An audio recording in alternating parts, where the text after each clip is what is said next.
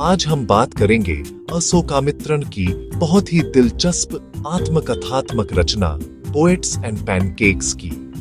ये निबंध उनकी किताब माई ईयर्स विथ बॉस से लिया गया है और इसमें उन्होंने अपने अनुभव साझा किए हैं जब वो मद्रास के मशहूर जेमिनाई स्टूडियोज में काम करते थे। अब देखो, सबसे पहले बात करते हैं इसके टाइटल की, पोएट्स एंड पैनकेक्स।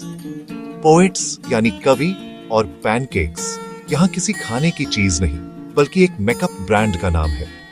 वही पैनकेक क्रीम जिसे स्टूडियो में हर अभिनेता और अभिनेत्री के चेहरे पर मोटी परतों में लगाया जाता था। अशोकामित्रन ने इस टाइटल के जरिए बहुत बढ़िया तरीके से दिखाया कि फिल्मों की दुनिया में रूप और सृजन यानी ब्यूटी और क्रिएटिविटी दोनों कैसे एक साथ चलते हैं, लेकिन कई बार एक दूसरे से टकरा भी जाते हैं। जेमिनी स्टूडियोज उस जमाने का बहुत बड़ा फिल्म स्टूडियो था। वहां लगभग 600 लोग काम करते थे और अशोकामित्रन भी उन्हीं में से एक थे। वो स्क्रिप्ट विभाग में काम करते थे, यानी कहानियां, संवाद और लेखन का काम। स्टूडियो का माहौल बड़ा जीवंत था। हर कोने में कोई न कोई चर्चा चल रही होती थी। कोई राजनीति पर बात कर रहा है, कोई साहित्य पर और कोई बस चाय के साथ गपशप में लगा है। अब जरा सोचो, वहां का मेकअप विभाग, पैनकेक क्रीम इतनी ज्यादा लगाई जाती थी कि सबके चेहरे एक जैसे दिखने लगते थे। ना कोई गोरा ना काला, बस सब एक ही रंग में रंगे हुए।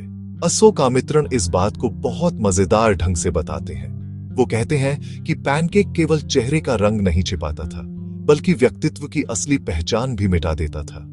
यही तो फिल्मों की दुनिया की सच्चाई है, जहां सब कुछ चमकदार दिखता है लेकिन सब कुछ असली नहीं होता। उस समय के कलाकार और लेखक राजनीति में भी बहुत दिलचस्पी लेते थे। स्टूडियो के ज्यादातर लोग वामपंथी विचारों यानी कम्युनिज्म से प्रभावित थे। सब रूस की तारीफ करते थे, लेकिन सच्चाई यह थी कि किसी को भी असल में कम्युनिज्म की सही जानकारी नहीं थी। अशोकामित्रन इसे बड़े ही हल्के व्यंग्य के साथ बताते हैं, जैसे एक मजेदार अवलोकन। अब निबंध का सबसे रोचक हिस्सा आता है। एक अंग्रेज कवि का स्टूडियो में आगमन। अचानक एक दिन ये अंग्रेज कवि जेमिनाई स्टूडियोज में आता है और एक लंबा भाषण देता है। लेकिन मजे की बात यह कि किसी को भी उसकी अंग्रेजी समझ में नहीं आती। सब बस सिर हिलाते रहते हैं। बाद में पता चलता है कि वो कवि फ्रैंक बूचमन नामक आंदोलन मॉरल रीआर्ममेंट से जुड़ा था, जो उस वक्त एक नैतिक और आध्यात्मिक सुधार आंदोलन था।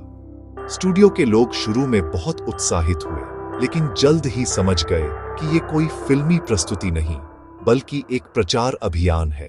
कई साल बाद अशोकामित्रन को पता चलता है कि वह कवि असल में कोई साधारण व्यक्ति नहीं बल्कि स्टीफन स्पेंडर थे, ब्रिटेन के मशहूर कवि और द एनकाउंटर नामक पत्रिका के संपादक। उन्हें तब एहसास होता है कि उन्होंने एक महान व्यक्ति को पहचाना ही नहीं।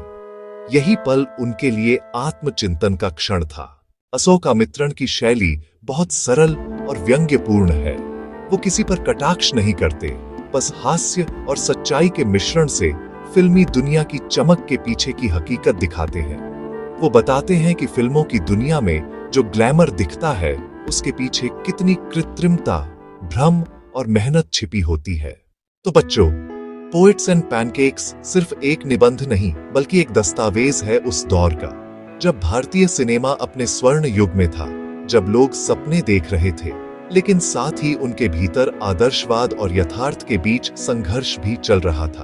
अंत में अशोकामित्रन हमें यही सिखाते हैं कि हर चमकती चीज सोना नहीं होती।